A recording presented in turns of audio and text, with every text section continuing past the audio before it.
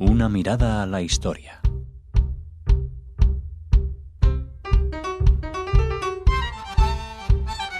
Hola, profesor Encinas. Buenas tardes, Raquel. Buenas tardes, queridos oyentes. Traigo la figura del historiador al cual yo leí cuando contaba la edad de 15 años. No en español, sino en portugués, porque lo trajo la madre de una amiga mía de Río de Janeiro y mi amiga me lo dejó. Y así que fue cuando empecé a leer el primer libro que yo leí en lengua extranjera. Hablaremos de él. O sea, que fue un amor adolescente, lo tuyo con Werner Keller. Sí, totalmente. Además, tengo muy buen recuerdo de aquel libro, Historia do Povo Judeu, que tenía, entre otras cosas, unas ilustraciones magníficas. Werner Keller, evidentemente, es una de las grandes figuras de la historiografía judía alemana moderna. Nació el 13 de agosto de 1909 en Gut Nutha, en el estado de Anhalt, con lo cual es paisano de Catarina II, la Grande de Rusia, que también nació allí. Fue funcionario civil alemán, periodista, escritor, historiador, jurista y luchador de la resistencia contra los nazis. Estudió ingeniería, medicina y luego terminó la carrera de jurisprudencia estudiando en las universidades de Berlín, Rostock, Zúrich y Jena, doctorándose en jurisprudencia en 1933. Lo más alucinante de este personaje es que se mantuvo como funcionario civil en el Ministerio de Defensa alemán durante todo el mandato de Alfred Speer, que fue uno de los que fueron condenados en el proceso. ¿Y cómo lo consiguió? De Nuremberg. Yo creo que lo consiguió porque tenía unos contactos muy buenos. Sin embargo, curiosamente, él utilizó el estar en el círculo de Speer para salvar a numerosísimos judíos. Y a comienzos del año 45 organiza un grupo de resistencia antinazi en Berlín que funciona con una emisora pirata haciendo campaña contra el régimen y que además concibió un plan bastante temerario de asesinar a Adolf Hitler. Evidentemente, él fue descubierto por la Gestapo, capturado, y el Volksgerichtshof, es decir, el Tribunal del Pueblo alemán, que eufemismo, le condenó a ser colgado.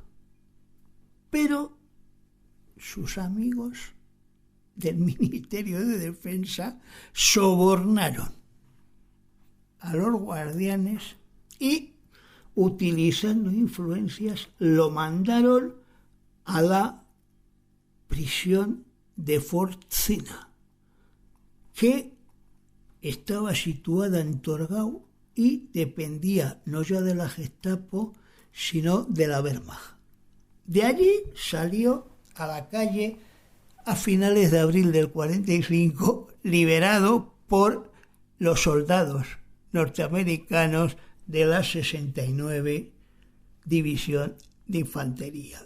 Con lo cual, pues evidentemente, comenzó a trabajar como periodista y escritor científico en Hamburgo, trabajando en la radio alemana del noroeste y al mismo tiempo también en periódicos de prestigio como Die Welt, Die Zeit, Stern y Neue Illustrated, noticias ilustradas.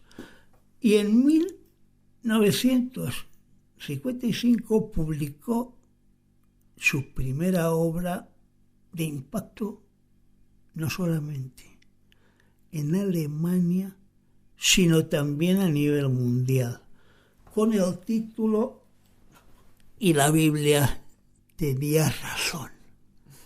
En ese libro no solamente iba comparando los textos de la Torá con los hallazgos arqueológicos que se habían hecho hasta el momento, y fue uno de los primeros a nivel de historia divulgativa que habló de la aparición en tiempos de los Hicsos, es decir, 1300, 1200 años antes de Cristo aproximadamente, de unos pastores procedentes de Siria y el actual Israel, conocidos en las tablillas egipcias como Abiru o Apiru, que se parece mucho a hebreo, ¿verdad? Y a ibrí. Mucho. Y a Avinu. Y a Avinu también, ¿no? Con lo cual, pues evidentemente Werner Keller lo que hacía era ir confirmando el hecho de que todos los episodios históricos a los cuales aludía la Torá habían sido ciertos, basados en los resultados de las excavaciones arqueológicas de la época. Con lo cual, evidentemente, el libro en Alemania solamente vendió 20 millones de ejemplares. Fue traducido también al italiano y por eso en el año 57 recibió el premio Bancarella en su quinta edición, y luego en 1958 el diario Davar, periódico oficial de la Histadrut, regaló a sus suscriptores la traducción al hebreo de esta obra. La obra apareció también publicada en español en 1959 en la editorial Omega de Barcelona y tuvo un éxito extraordinario también en España, haciéndose otra edición mucho más bonita en el año 1990. Bernard Keller no solamente toca temas de historia judaica, sino que curiosamente en 1960 publica un libro que se llama Ost minus West, es decir, el Oriente menos Occidente, que luego tradujeron curiosamente al inglés igual a cero. ¿Por qué? Porque él en ese libro lo que hacía era hablar de toda la historia de la Edad Media rusa y llegaba hasta justamente los comienzos de la carrera del espacio. Lógico, en 1957 nuestros oyentes saben que fue lanzado el primer satélite por los soviéticos, el Sputnik, y a partir de ella pues empezó la locura, ¿no? Primero la perra laica, luego Gagarin, luego Glenn, luego Tereskova y luego pues todos los que vinieron. Entonces, lo importante de este libro fue que Werner Keller anunció por primera vez que todos esos descubrimientos, tanto de soviéticos como de norteamericanos, habían tenido su origen en Alemania. Hasta el momento, eso a nivel popular no se sabía mucho, pero lo que sí sabemos ahora, evidentemente, 50 años después, es que todo el origen de esa carrera espacial se había generado en el célebre campo de Peenemünde, en Alemania, donde Wernher von Braun y otros prestigiosos científicos alemanes habían creado las V1 y las V2, que fueron la base de la propulsión de los cohetes que tanto norteamericanos como soviéticos tuvieron durante la carrera del espacio, gracias a que tanto unos como otros habían repartido todos los científicos del Estado Mayor la alemán. Alemania democrática para la URSS y la Alemania occidental, digamos, para Estados Unidos, ¿no? Para el resto, sí, Alemania y Francia, que luego se unifica. Lo que es interesante es que en 1966 publica el libro Y fueron dispersados entre todos los pueblos, la historia posbíblica del pueblo judío, que se traduce al español en 1969 como Historia del pueblo judío. La que tú leíste en portugués. La que yo había leído en una edición de 1968 en portugués. Y aquí en este libro, entre otras cosas interesantísimas, creo que es en la página 166, si mal no recuerdo de mi lectura veraniega, afirma que no fueron los árabes los que trajeron la numeración hindú y el cero, los guarismos, a Occidente, sino que fue nada más y nada menos que un misterioso y enigmático José de Castilla. Bueno, me estás dejando los pelos de punta, Ángel. Que yo cuando lo leí, 50 años después de la primera lectura, me quedé de una pieza. Porque claro, lamentablemente, Bernhard Keller no cita la fuente de donde sacó este nombre, pero aquí sí que introduce otra hipótesis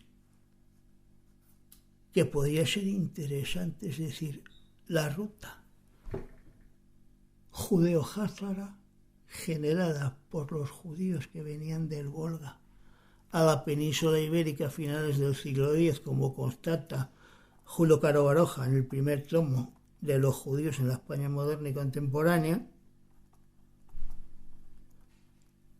que evidentemente no se reduce a la correspondencia entre Hasdai y Saprut, el visir de Ramán III, y el rey José de los házaros, todavía inédita de una forma completa en español, sino que además lo que me abre es la idea de que judíos españoles tuviesen contacto directo con los judíos házaros, lo cual, evidentemente, si supiésemos la fuente de donde lo sacó Bernhard Keller, pues hubiera sido interesantísimo. Yo espero que nuestros sefardólogos como Uriel Macías o Elena Romero, pues si escuchan el programa, nos digan a corto o a medio plazo algo a este respecto. Finalmente, Bernhard Keller publicó un libro muy interesante también, no tiene que ver nada con el mundo judío, que es Geschichte der Etrusken, es decir, la historia del pueblo etrusco, como se tradujo al español y se publicó en Barcelona en el año 1973, también por Omega, y que yo en su momento leí. Con lo cual, pues podemos afirmar que Bernhard Keller no solamente se limitó a contarnos algunos episodios de la historia, cultura, arqueología y religión del pueblo judío, sino que investigó otros temas ajenos completamente al judaísmo, como el de la cultura etrusca, en un momento de la cual, pues saliendo de los monumentos y de las esculturas encontrados en Cerveteri, en Italia, no teníamos ni la más mínima idea, con lo cual, pues fue una obra fundamental para el conocimiento de este pueblo que luego tuvo tan gran influencia arquitectónica y cultural en el Imperio Romano. Lo dejamos aquí, todavía impactados por lo de José de Castilla, que ojalá podamos seguir hablando de este tema y no sé si habrán investigaciones y se demuestre esta hipótesis de Keller, ¿no? Yo no he visto nada en Google ni en Internet, pero evidentemente si alguien pudiera dar alguna referencia, pues sería interesante, o alguien incluso que conozca los manuscritos originales de la historia del pueblo judío de Werner Keller, pues si dijese algo ahí en una nota que luego por circunstancias de la vida pues no haya entrado en la edición y que fuese la clave de este misterio. Misteriosa figura también la de Keller, también, claro, no, lo de José Castilla ha eclipsado de alguna manera esos años en los que, siendo funcionario de los nazis, era también resistente contra ellos, con una figura apasionante como todas las que nos haces conocer, Ángel. Muchísimas gracias. Muchas gracias, Raquel, muchas gracias, queridos oyentes, hasta la próxima.